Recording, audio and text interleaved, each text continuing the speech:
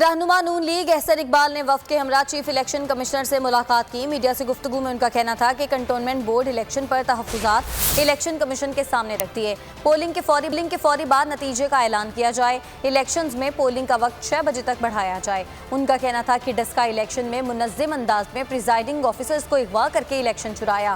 Election commission سیاسی جماعتوں پر مشتمل ورکنگ گروپ قائم کرے جو انتخابی نقائص کی نشاندہی کرے۔